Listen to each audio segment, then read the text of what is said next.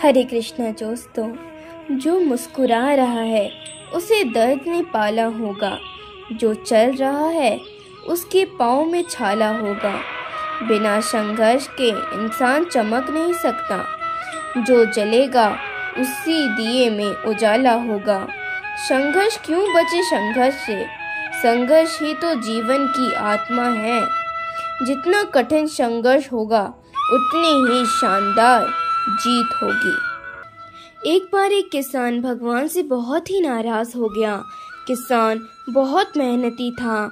बहुत मेहनत से वह खेतों में अनाज उगाता, उसकी देखभाल करता, पर अक्सर उसकी फसल खराब हो जाती।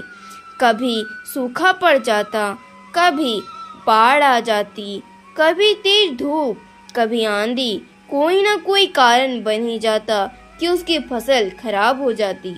एक दिन वह किसान गुस्से से आसमान की ओर देखकर भगवान से कहता है, हे ईश्वर, आपको लोग सर्वज्ञानी मानते हैं कि आप सब जानते हैं। कहते हैं कि आपकी इच्छा के बिना एक पत्ता नहीं हिल पाता, पर मुझे तो यह लगता है कि आप तो छोटी सी छोटी बात भी नहीं जानते। आपको तो ये भी नहीं पता कि खेती बाड़ी कैसे करते हैं।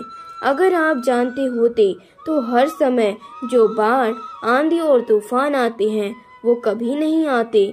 आप नहीं जानते कि कितना नुकसान उठाना पड़ता है हम किसानों को। यदि आप मेरे हाथ में यह शक्ति दे दें कि जैसे मैं चाहूँ वैसे मैं मौसम कर दूं, फिर आप देखना मैं अन्न की बाढ़ ही कर दूंगा।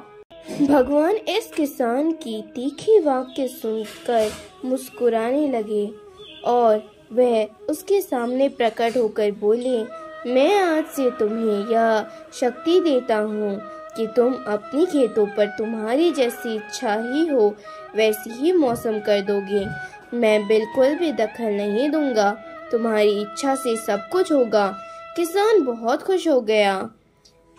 किसान ने गेहूं की फसल अपनी खेतों में बोई। जब उसे लगा कि खेतों को धूप चाहिए तो खेतों को धूप मिले। जब पानी बरसाना चाहा तभी पानी बरसा। आंधी, तूफान, बाढ़, कुछ भी उसने अपने खेतों पर आने नहीं दिया। उस किसान के खेत में इस वर्ष ऐसी फसल हुई जैसी कभी नहीं हुई थी। हरी भरी हिलहिलाती फसल।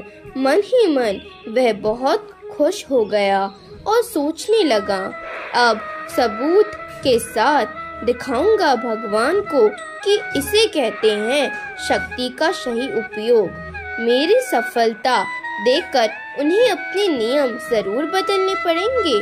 कुछ दिन गुजर गए। फसल काटने को तैयार हो गया।